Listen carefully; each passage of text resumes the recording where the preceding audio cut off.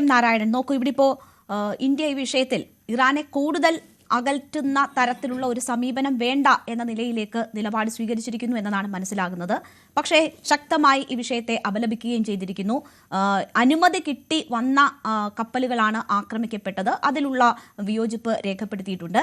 പക്ഷേ ഇതിനു ശേഷവും മറ്റൊരു കപ്പൽ അവിടെ നിന്ന് പുറപ്പെട്ട് നമ്മുടെ രാജ്യത്തേക്ക് എത്തുന്നു എന്ന ഒരു സാഹചര്യവും കൂടിയുണ്ട്. അപ്പോൾ ഇറാനെ കൂടുതൽ പിണക്കിക്കൊണ്ട് ഒരു പക്ഷേ യുദ്ധം നീണ്ടുപോകുന്ന ഒരു സാഹചര്യം ഉണ്ടായാൽ നമ്മുടെ ഊർജ്ജ പ്രതിസന്ധി നമ്മൾ പ്രതീക്ഷിക്കാത്ത തലങ്ങളിലേക്ക് കടക്കുന്ന ഒരു സാഹചര്യമുണ്ട്. അതുകൊണ്ട് തന്നെ ആയിരിക്കുമോ ഒരു പക്ഷേ ഇറാനെ കൂടുതൽ പിണക്കേണ്ടതില്ല എന്ന, അല്ലെങ്കിൽ മെഷേർഡ് ആയിട്ടുള്ള ഒരു സമീപനം മതി എന്ന ഒരു നിലപാട് ഇന്ത്യ സ്വീകരിച്ചിട്ടുള്ളത്? ആസ് ഓഫ് ടുഡേ ഈ ഹോർമസ് കടലിടുക്കിന്റെ നിയന്ത്രണം എന്നത് ഇറാന്റെ കയ്യിൽ തന്നെയാണ്. അതുകൊണ്ട് തന്നെ ഇറാന്റെ സമ്മർദ്ദത്തോടു കൂടി മാത്രമേ ആ മേഖലയിലേക്ക് ഏതൊരു രാജ്യത്തിന്റെ കപ്പലിനും കടക്കാനുള്ള സാധ്യതയുള്ളൂ. അതുകൊണ്ട് തന്നെ ഇന്ത്യയുടെ നിലപാട് തീർത്തും ഇന്ത്യയുടെ താല്പര്യങ്ങളെ സംരക്ഷിച്ചുകൊണ്ടുള്ളത് തന്നെയാണ്. ഇറാനെ പിണക്കേണ്ട കാര്യമില്ല, ഇറാനുമായി സംനയനത്തിൽ പോവാമെന്നുള്ള രീതിയിലുള്ള ഒരു നിലപാടിൽ നിന്നുകൊണ്ടുള്ള ഒരു സംഗതി തന്നെയാണ് ഇന്ത്യൻ ഡിപ്ലോമസി ഇപ്പോൾ ചെയ്തിട്ടുള്ളത്.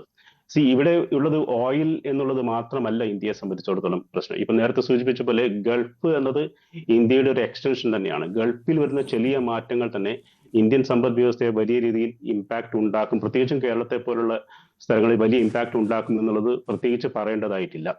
ഇവിടെ ഇന്ത്യയിൽ നിന്ന് ഇന്ത്യയിലേക്ക് വരുന്ന ഓയിലിനപ്പുറം ഇന്ത്യയിലെ ഫെർട്ടിലൈസേഴ്സ് ഇൻഡസ്ട്രിക്ക് വലിയ ഇമ്പാക്ട് ഉണ്ടാക്കാനുള്ള സാധ്യതയുണ്ട്. ഇത് മാത്രമല്ല, ഇന്ത്യയിൽ നിന്ന് എക്സ്പോർട്ട് ചെയ്യുന്ന, അതായത് ഒരുപാട് കെട്ടിട നിർമ്മാണ വസ്തുക്കൾ ഇന്ത്യയിൽ നിന്ന് എക്സ്പോർട്ട് ചെയ്യപ്പെടുന്നുണ്ട്. ഈ എക്സ്പോർട്ട് രംഗത്തും ഇന്ത്യ വലിയ രീതിയിലുള്ള ഭീഷണി ഈ മേഖലയിൽ അനുഭവിക്കുമെന്നുള്ളതാണ് ഒരു പ്രധാന പ്രശ്നം. എന്ന് വെച്ചാൽ ഇന്ത്യയുടെ വലിയ GCC കൺട്രീസ് എന്നത് ഇന്ത്യയുടെ വലിയൊരു ട്രേഡ് ഫാക്ടറാണ്, അതായത് ട്രേഡ് പാർട്ട്നേഴ്സ് ആണ്. അമേരിക്കയേക്കാൾ കൂടുതൽ ട്രേഡ് നടക്കുന്ന ഒരു മേഖലയാണ് GCC എന്നത്. അപ്പോൾ എക്സ്പോർട്ടിലും ഇമ്പോർട്ടിലും ഇന്ത്യയെ സംബന്ധിച്ചിടത്തോളം വലിയ രീതിയിലുള്ള പ്രശ്നങ്ങൾ ഉണ്ടാവുക എന്നത് ഇന്ത്യൻ സമ്പദ് വ്യവസ്ഥയെ നേരിട്ട് ഇടപെടുന്ന ഒരു സംഗതിയാണ്. അതുകൊണ്ട് തന്നെ ഈ സിറ്റുവേഷനെ വളരെ ഡിപ്ലോമാറ്റിക്കലി, നയതന്ത്ര രൂപത്തിൽ തന്നെ കൈകാര്യം ചെയ്യേണ്ടതായിട്ടുണ്ട്. ആ രീതിയിൽ തന്നെയാണ് ഇപ്പോൾ ഗവൺമെന്റ് ഓഫ് ഇന്ത്യ അത് കൈകാര്യം ചെയ്യുന്നതും എന്ന് വേണമെങ്കിൽ പറയാം. ഇന്ത്യയെ